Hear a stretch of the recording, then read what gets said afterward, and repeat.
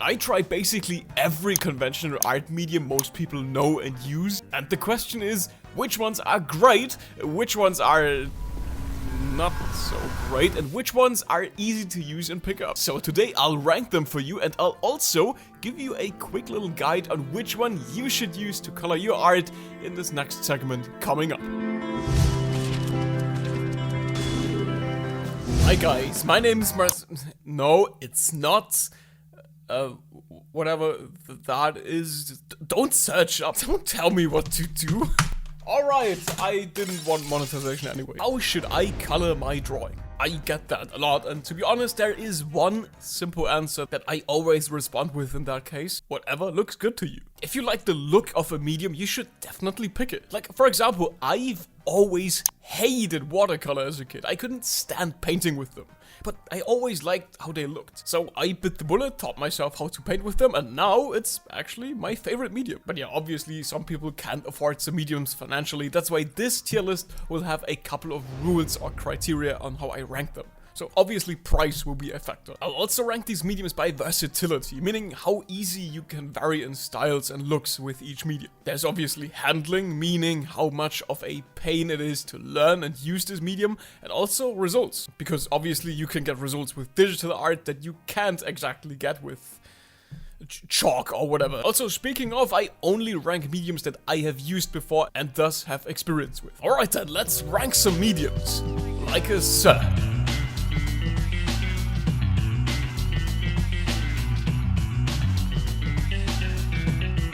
First up's acrylic. Pretty sure everyone knows that. You've probably used it as a kid at some point, school projects, crafts, maybe even painted on weird stuff like cardboard or rocks. The cool thing about acrylics is it sticks to almost everything. Like some years ago, Amazon commissioned me to paint a computer case, and I figured acrylics could work out, and I was a bit shocked about how hassle-free all of this went. I've even customized Pokemon or Yu-Gi-Oh! Or other trading cards with it. Baseline, it works and sticks to everything. Handling is super straightforward. You open a tube, you grab a brush and start painting. So it's very easy to get into. It's not like with watercolors where controls are harder than a From Software game. Acrylics work just the way you want them to. But, and this is where it gets interesting, it's hard to master. Acrylics dry up really fast, like really fast. Compared to oil paints where you can just keep blending and tweaking forever, acrylic forces you to be a bit more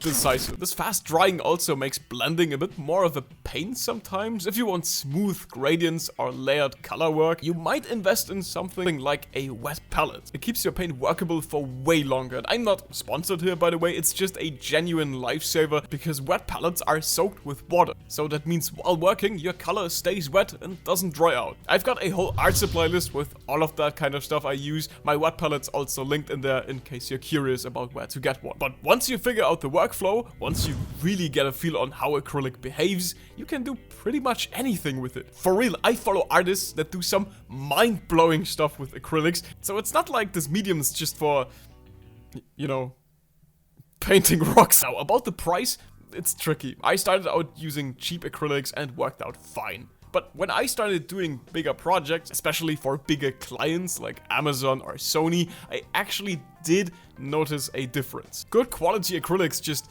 hit different. They are way more vibrant, have smoother application, better coverage and opacity. So yeah, it can be budget friendly, but if you want really good results, you'll feel the price jump. So overall, it's not the perfect medium, but it comes pretty goddamn close. Solid, versatile, accessible. That's why acrylics land in A tier for me.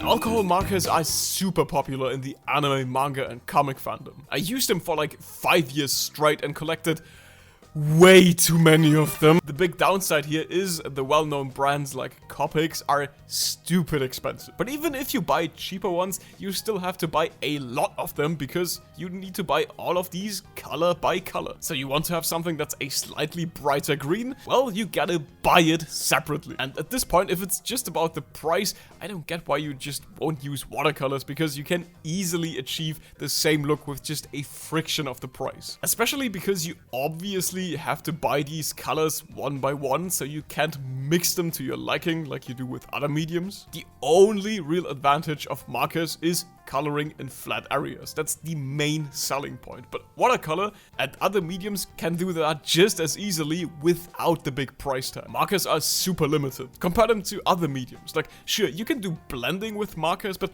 there's a reason why there are dozens of tutorials just about how you can get a smooth fading with markers. You know how to get a smooth gradient with watercolors? Like this. You know how to get a smooth gradient with digital art? Like that. With alcohol markers, this is kind of a science in itself. That's why there are so many tutorials on just this one topic.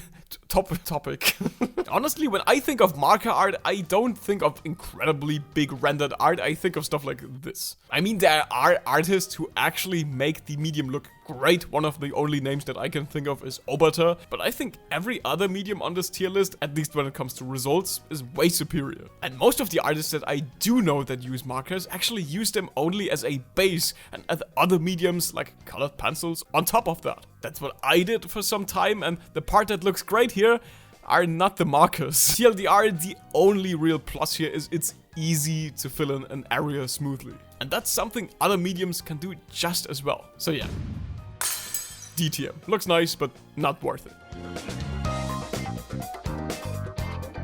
If you're unfamiliar, gouache is kind of like a mix between acrylic and watercolor. I personally like to use it for effects or finishing touches in my pieces. And you probably know this medium already from social media, because without gouache, all of these Ghibli-inspired landscape artists would probably be unemployed. I've tried painting only with gouache a few times, but honestly, I just can't do it. The handling here is a huge issue for me. After the paint dries, the color looks totally different sometimes. Sometimes darker, sometimes lighter, depending on a case-by-case basis. I just can't handle that. And then sometimes you can't even layer properly because the paint isn't always that opaque. Like, sometimes it is, but other times it isn't. I just hate the way this handles. That said, objectively, it's a very solid medium. You get a lot of colors for a decent price if you pick budget ones. You can also change styles, like you can get a watercolor look by using more water, or a flat 2D style with using less water. Everything mixes together really well, and the final results can look beautiful. I painted some artworks with gouache that I really like, but I still hated every minute of painting it. Yeah, for me personally, the handling just ruins it. I just can't get into the flow with it. But still, I see the potential, and when people know how to use it, the results are stunning. So even if I personally struggle with it, I'm putting it in B tier.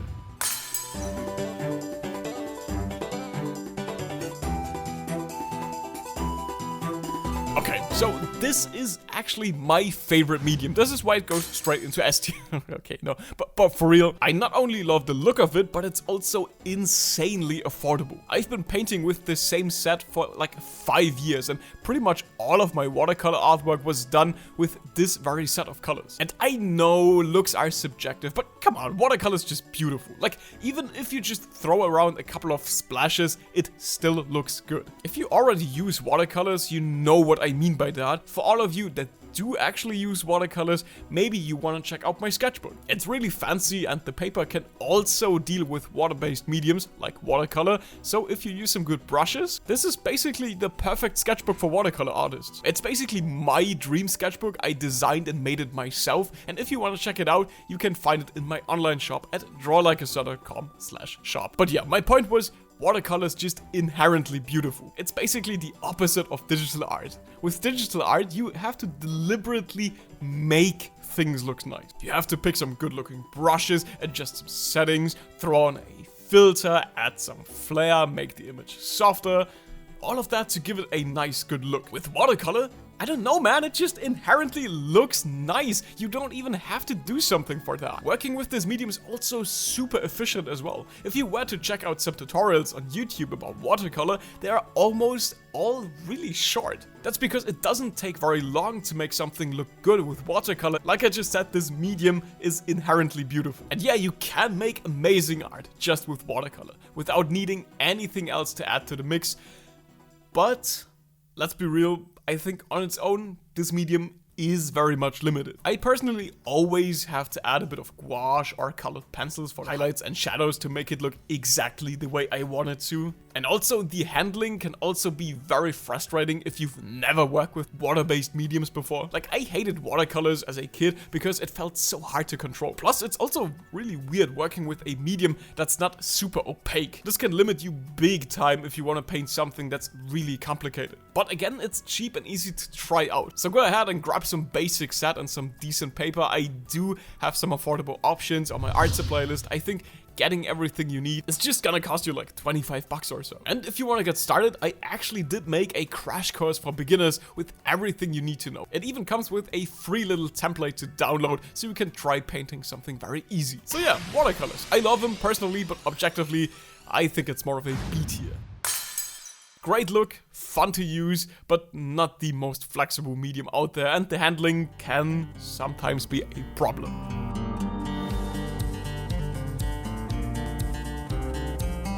Oil painting. The most fancy medium out there, they call it the medium of the masters. If you've never painted with oil before, just imagine acrylic, but way smoother and way more satisfying to work with. Like, actually satisfying. The blending is insane. You see it all the time in Bob Ross's videos. He just brushes over an area a few times and instantly gets a soft, smooth transition. And that's because the paint barely dries while you're working, which means you never have to rush a blend or panic that something is drying too fast like it does with acrylics. But here's the thing, the downsides hit hard, at least to an average consumer they do. First of all, it's insanely expensive.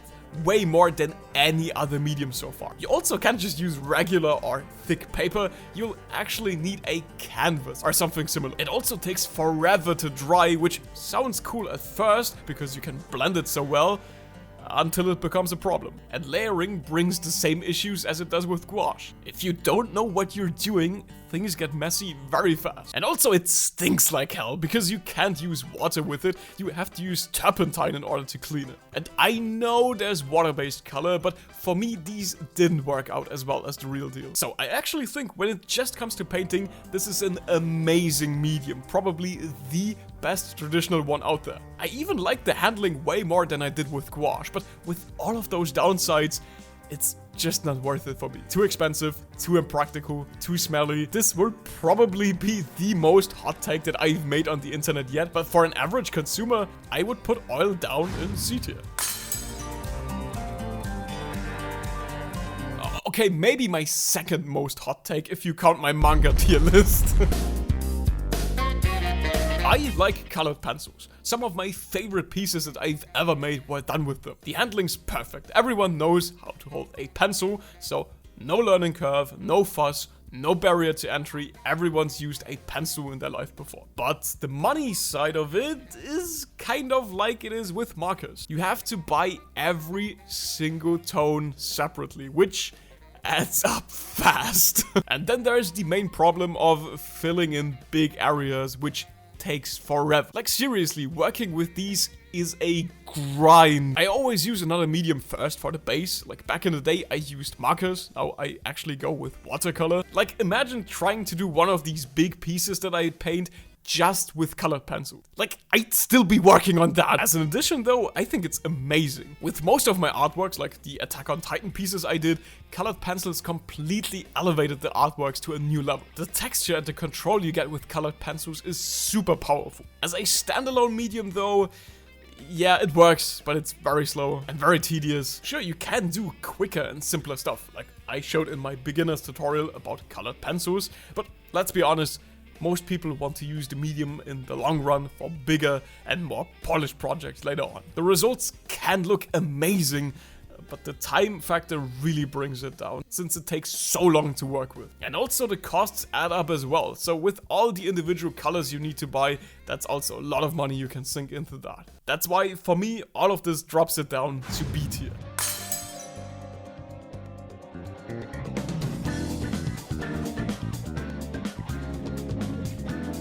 Okay, you guys know me, I don't use digital art that much. I mostly use it for really complex pieces where there's a lot going on, like the big Pokemon artwork where there have been a lot of pieces that needed to fit into place. That's mainly what I personally use digital art for. I will always prefer traditional stuff. 90% of my work is still done with watercolors or in a sketchbook. But objectively, Digital art is really good. You buy a tablet once and it usually lasts forever. No more running out of paint, no stress about wasting expensive materials. But the price range can be tricky. Like if you go for a screenless tablet, you can get one for like 50 bucks. And there is free software out there to get you started. So yeah, it's super efficient and cost effective, especially long term, since there are no recurring material costs. But honestly, that's not even the biggest advantage. For me, the best part are the endless possibilities. You have every color ever available, millions of brushes, tons of them for free, and the best part, you can just try stuff out. No fear of messing up or wasting art supplies. That's super important for learning or doing studies. Honestly, 90% of what I know about color, I've learned from digital painting because I was able to just try stuff out without having to worry about wasting paper. There are also some nice quality of life features, like you could use automatic rulers, 3D models, perspective grids, and so on. But it always depends on if you need or want that kind of stuff. Like, I personally think it's pretty neat. And all of that stuff comes for free, at least with the app that I use. If you want to have a look at what software or what tablet I use, you know about my art supply list already, just give it a shot. I linked everything I use there. Okay, no, but the biggest downside for me, I've mentioned it before, but it's about getting things to look good. To me, lots of digital art can feel too smooth or too stiff. So I think it takes a lot of time to get rid of that artificial look that digital art oftentimes has. And yeah, things like watercolor brushes do exist in order to make your artwork look more natural, but they never look quite as good as the real deal. Still, if you get comfortable with a tablet, it's an extremely solid and sustainable choice. That's why for me, digital deserves S tier. Not perfect, but the potential is off the charts. Now, if you want to get into digital art, I did make a tutorial about everything you need to know and also how to paint a very easy digital artwork. It's right on screen, you just gotta click it. Now, if I did miss a medium, just let me know, and other than that, I'll see you guys next time.